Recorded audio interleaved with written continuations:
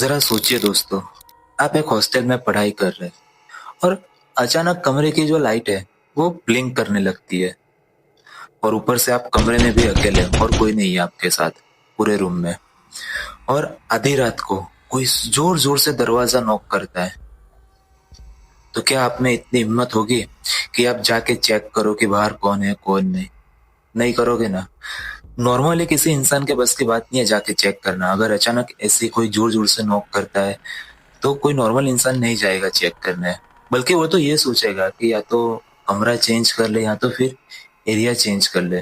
दोस्तों, मैं जो ये बात बता रहा हूँ आपको वो शिमला के एक हॉस्टल में हर रोज होता था। वहाँ के जो बच्चे वो हर रोज ऐसी पैरानॉर्मल एक्टिविटीज को दोस्तों झेलते थे।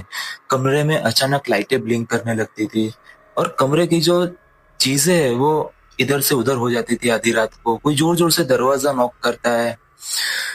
वहाँ के जो बच्चे वो डर से रह रहे थे। वहाँ के बच्चे हॉस्टल भी खाली नहीं कर पा रहे थे। उन लोगों का कहना है कि ये हॉस्टल में जो आत्मा है वो आप कहीं पर भी चले जाओ, वो आपका पीछा कहीं पर नहीं छोड़ेगी। चाहे आप दुनिया के किसी भी कोने में चले जाओ, वो आपका पीछा नहीं छोड़ेगी। उसका ये जो श्राप है वो हमेशा आपके साथ रहेगा।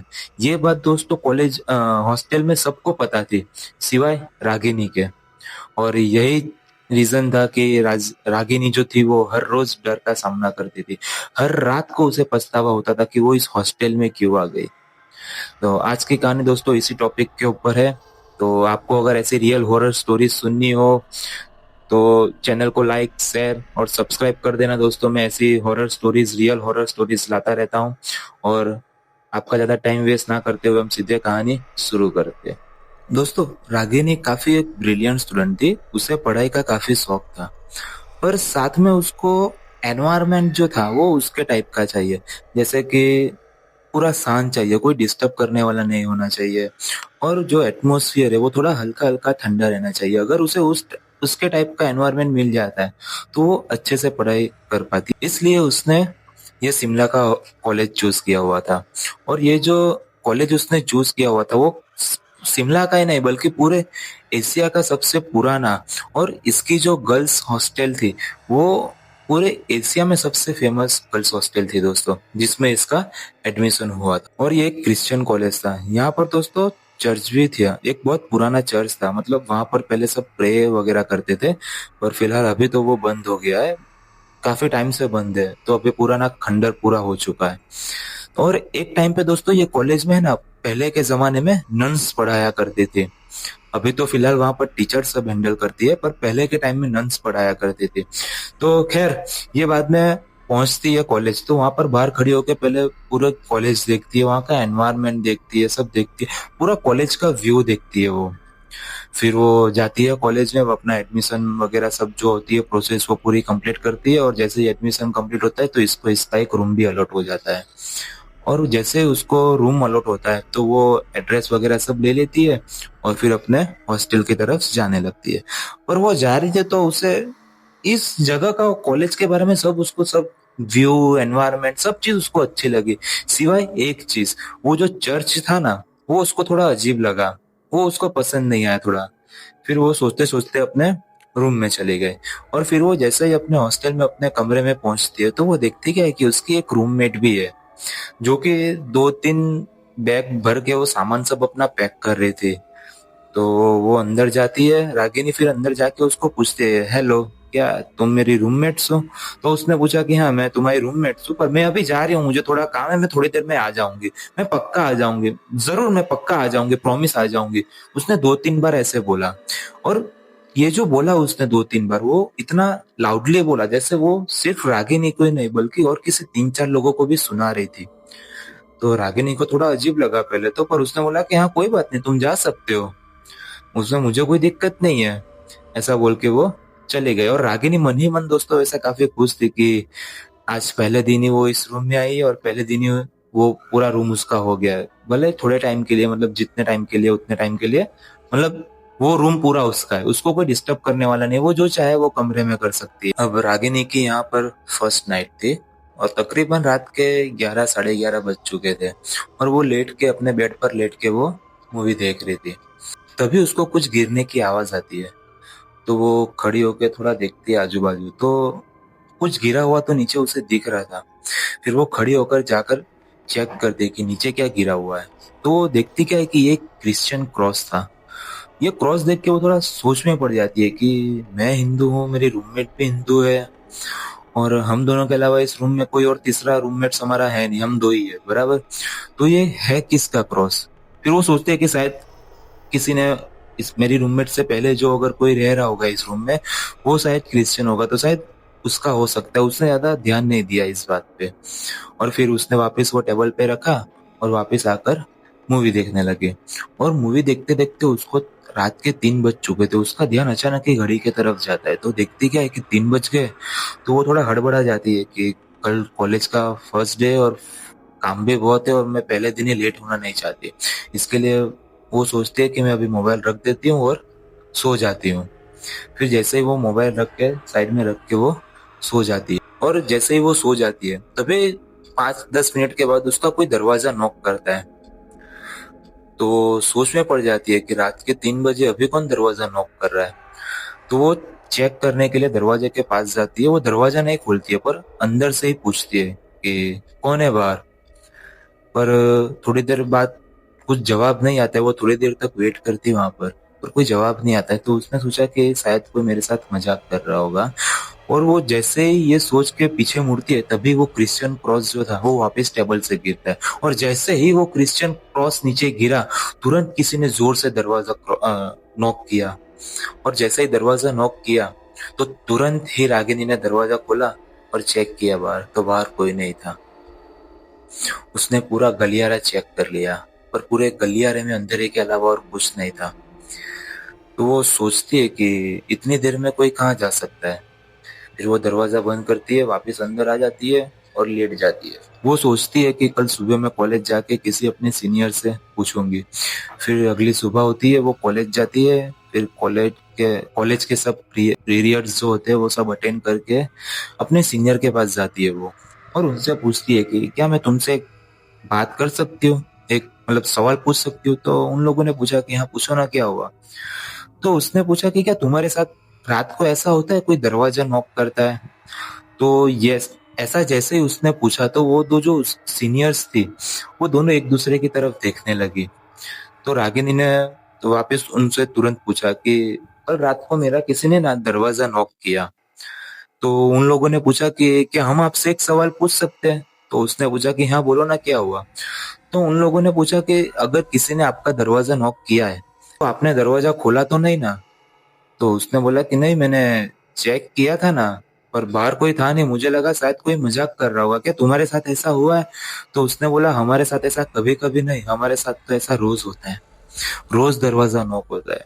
तो वो बोले कि चलो मैं तो नई नहीं हूँ, मेरे साथ तो किसी ने शायद प्रैंक कर दिया होगा, मजाक कर दिया होगा, मगर तुम तो इतने साल से यहाँ पर इस हॉस्टल में रह रहे हो, तुम्हारे साथ ऐसा कौन मजाक कर सकता है।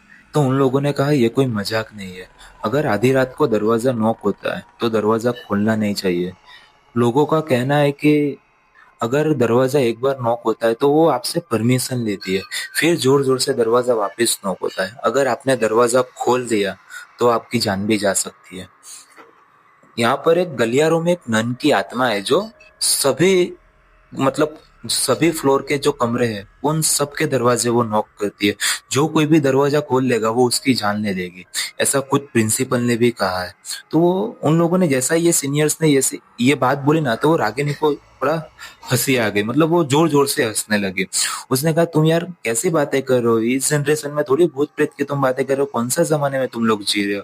मैं बचपन में बोर्डिंग स्कूल में रह चुकी हूँ, मुझे अकेले रहने से अंधेरे से कुछ डर नहीं लगता है, और ना ही भूत प्रेत से मुझे डर लगता है। और तुम लोगों ने ये अच्छी चीजें ना मतलब सोच ली है कि रैगिंग ऐसा नहीं तो ऐसे रैगिंग करनी है। तो उन लोगों ने कहा एक मिनट, हम लोग ये रैगिंग नहीं कर रहे, ये रैगिंग वाली बात नहीं है, ठीक है। और इस कॉलेज में रैगिंग तो होती नहीं है, बराबर है। ये जो तुम्हारे साथ हो रहा है वो रैगिंग नहीं थी, ये एक रियल चीज है जो तुम्हारे साथ है, हम सबके साथ ऐसा होता है। फिर बातें खत्म करके रागिनी वापस अपने रूम में आ जाती है, और जैसे ही रात होती है तो वो सो जाती है। फिर तकरीबन 12-12:30 बजे किसी के गलियारों में चलने की आवाज आ रही थी। कोई शूज पहन के चल रहा हूँ, मतलब जोर जोर से आवाज आ रही थी चलने की, जैसे कि वो जमीन पे जोर जोर से पैर मार के चल रहा हो, वैसी आवाजें आ रही थी। तो रागिनी ये आवाज ध्यान से सुन रही थी, और फिर जैसे ही ये आवाज उसके कमरे के पास आके स्टॉप हो गई, तो रागिनी ने सोचा, राह देख रही थी, मतलब वो इंतजार कर रही थी कि अगर उसके कमरे के पास आके आवाज रुक गई है तो मतलब अभी कोई दरवाजा नॉक करेगा। पर किसी ने दरवाजा नॉक नहीं किया, तो उसे लगा शायद कोई चला गया होगा। तो फिर उसने आंख बंद करके वो वापस सो गए, और जैसे ही वो सो गए, तकरीबन 5 मिनट भी ज्यादा नहीं, ज्यादा 5 मिनट भी नहीं हुई होगी, किसी ने जोर जोर से उसका दरवाजा नॉक किया। और दरवाजा इतनी जोर से नॉक हुआ मानो जैसे कोई गुस्से में दरवाजा पीट रहा हो, कोई ठोक रहा हो गुस्से में, एकदम जबरदस्त ऐसे नॉक हो रहा था दोस्तों। तो जैसे ही ये नॉक हुआ तो उसने तुरंत घड़ी में देखा, घड़ी में 3 बज रहे थे। उसे उसने सोचा कि कल भी 3 ही बजे किसी ने दरवाजा नॉक किया था और आज भी 3 ही बज रहे। फिर उसने सोचा कि जैसे भी करके आज तो मुझे देखना ही है कि बाहर कौन है। फिर उसने हिम्मत जुटाई, वो खड़ी हुई, अपने कमरे में तुरंत लाइट चालू करने लगी। और जैसे उसने लाइट चालू की तो लाइट 2-3 बार ब्लिंक होके वापस बंद हो गए, और उसने अपना ध्यान पूरा लाइट के बाहर से हटा के दरवाजा खोल दिया उसने। और जैसे ही उसने दरवाजा खोला तो बाहर कोई नहीं था। बाहर कोई नहीं था तो वो थोड़ा चौंक गई कि इतनी देर में कोई जा कैसे सकता है, भाग कैसे सकता है।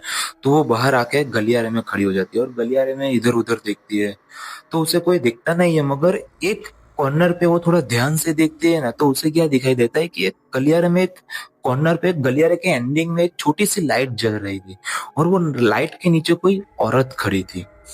और वो औरत जो थी उसने नन के कपड़े पहने हुए थे, और वो दिखने में इतनी भयानक लग रही थी। उसका लाइट के नीचे हल्का हल्का उसका चेहरा थोड़ा दिख रहा था, मतलब गलियारा इतना लंबा भी नहीं था कि कुछ दिखे नहीं, लंबा था मतलब इतना भी लंबा नहीं था। उसे वो औरत दिख रही थी।